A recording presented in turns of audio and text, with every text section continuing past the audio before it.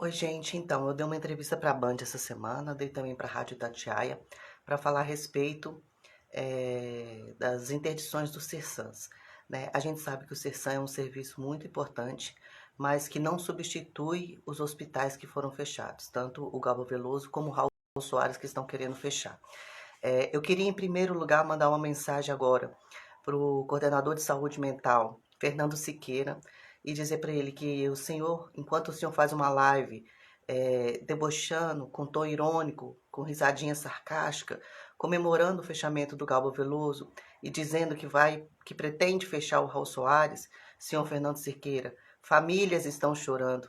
Pacientes que estavam sendo tratados no Galba Veloso, que estavam sendo cuidados, que estavam sendo alimentados, que estavam dormindo, que estavam debaixo de um teto, recebendo tratamento, recebendo cuidado, estão agora, sabe onde? Debaixo dos viadutos, estão na pedreira, enchendo de droga, estão dormindo na porta do Cersans porque não tem condições de ir para casa e depois voltar para o tratamento no outro dia, estão por aí perdidos, sem saber o que fazer da vida, andando para lá e para cá a ermo, e suas famílias chorando, e suas famílias sofrendo, e eles também sofrendo. Então, senhor coordenador Fernando Siqueira, enquanto você sorri, enquanto você se alegra com o fechamento, famílias e pacientes estão chorando e você não tem o mínimo de sensibilidade e coerência e condições de estar ocupando o cargo que você está ocupando, entendeu? Gostaria de falar também sobre a questão do Cersan, né? Porque ali na entrevista para a Band, infelizmente, eles têm que editar, são muitas notícias e a entrevista não consegui mostrar tudo que eu falei ali, não conseguiu ser passado, mas as estruturas do Cersan estão péssimas. Os funcionários, os próprios médicos, psiquiatras, que são excelentes, não têm condições de trabalho, não têm equipamento. Muitas vezes os pacientes, né, que estão ali sendo tratados, eles recebem o atendimento nos jardins porque não tem consultórios suficientes, eles fazem as suas necessidades pelo chão afora, eles fazem as suas necessidades no chão do banheiro, eles fazem as suas necessidades nas cadeiras, onde tem poucas cadeiras para os parentes sentarem enquanto aguardam o seu familiar ser tratado, e essas poucas cadeiras muitas vezes estão sujas de urinas e fezes dos pacientes que ficam andando porque não tem nada para eles fazerem, não tem para onde eles irem, não tem cama para eles deitarem. Então, muitas vezes, os pacientes eles são consultados ali nos jardins porque não tem consultório. Eu já vi pacientes atendendo o telefone na recepção, se passando por funcionários, passando por médico e por recepcionista.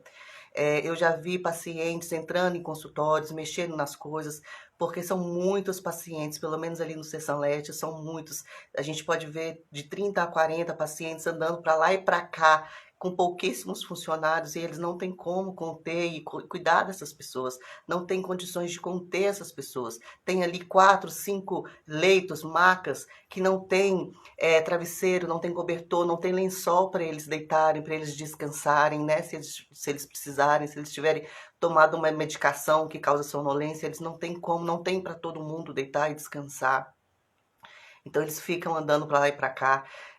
Quando o meu irmão esteve lá, que ele passou lá uns 2 dias uma vez, a gente teve que levar a roupa de cama e a roupa de cama foi furtada. Quando ele voltou para casa, já tinham levado tudo, a roupa que ele tinha guardado de reserva para ele tomar banho e trocar, também a roupa de cama, o travesseiro tinha sido roubado porque não tem estrutura para guardar as coisas. Muitas vezes o paciente vai tomar uma medicação, uma injeção, né? E tem que ficar ali despido. O entra e sai de paciente, o entra e sai de pessoas, não tem a mínima condição de trabalho e de tratamento ali no Cersans. Então eu queria deixar um recado tanto para o Fernando Siqueira, quanto para a Secretaria de Saúde, quanto para a Prefeitura. Senhor Calil, o senhor está sendo uma vergonha para Belo Horizonte. Eu queria saber se por acaso o meu irmão e os outros doentes mentais, eles são menos dignos ou menos importantes do que o restante da população de Belo Horizonte. Por acaso o senhor separa em grupos os não votantes e os votantes? Será que por acaso os votantes recebem respostas, recebem apoio, recebem estrutura e os não votantes são esquecidos e deixados à margem da sociedade, marginalizados, jogados para escanteio? Porque se for isso, Senhor, eu faço questão de renovar o título de eleitor do meu irmão e eu faço questão que na próxima eleição, ano que vem, ele vote. Mas que ele vote contra o Senhor, ele vote em um outro candidato, seja ele qual for. Eu faço questão, Senhor Calil, que o meu filho de 16 anos que tem TDAH e nunca recebeu tratamento do Estado, eu faço questão que ele tire o título de eleitor dele, para que ano que vem ele volte em outro gestor que não seja o Senhor. Então, já que o Senhor trata diferente os votantes e os não votantes, já que o Senhor trata diferente o restante da população daqueles que têm problemas mentais, nós devemos agir com relação a isso.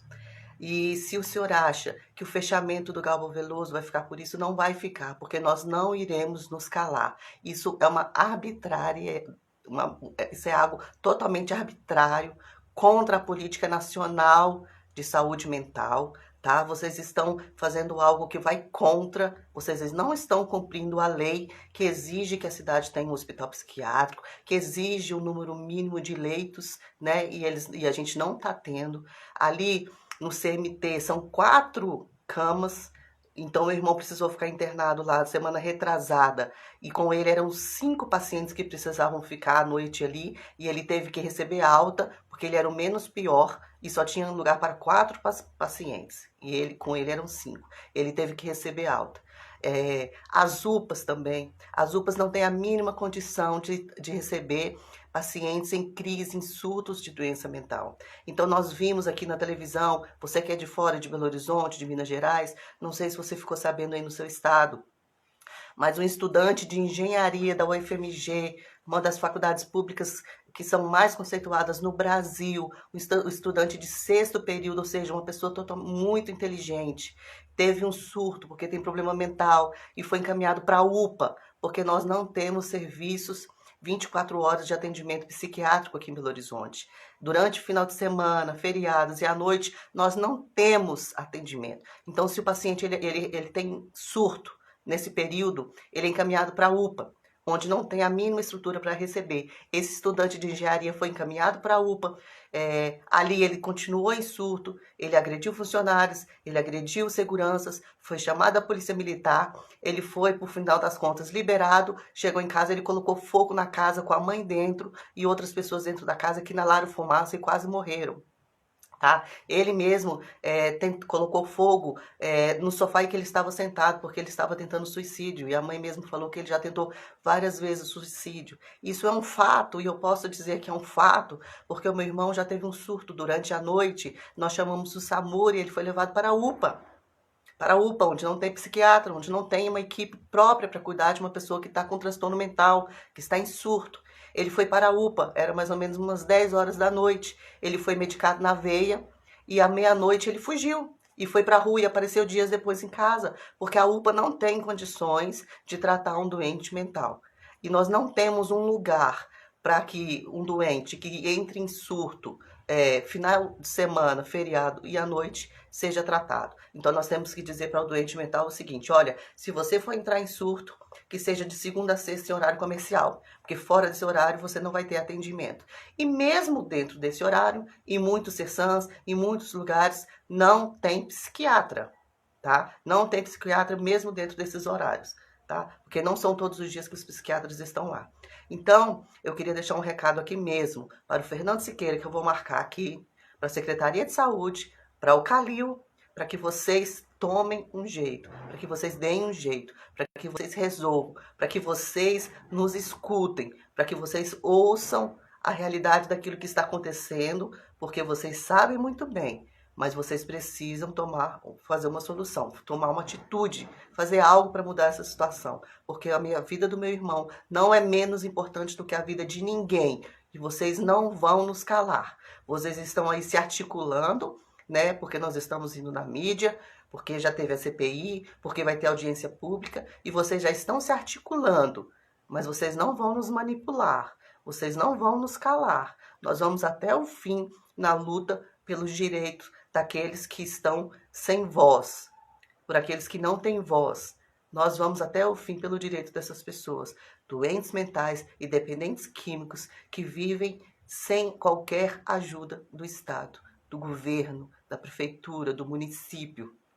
Nós vamos até o fim. O meu irmão merece respeito, o meu irmão merece dignidade, o meu irmão merece um tratamento adequado, o meu irmão merece um lugar para que ele possa ser tratado corretamente.